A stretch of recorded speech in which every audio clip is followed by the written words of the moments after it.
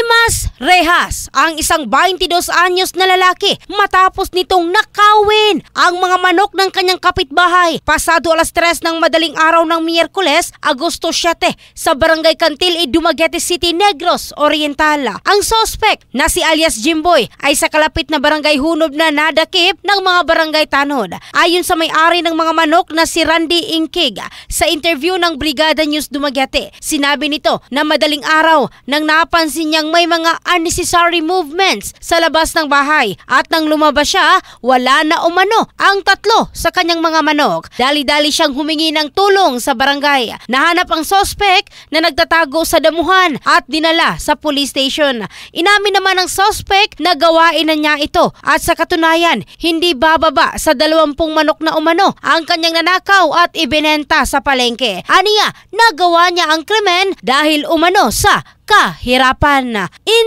the heart of changing lives, ito si Michelle Craste ng Brigada News Philippines, the Music and News Authority.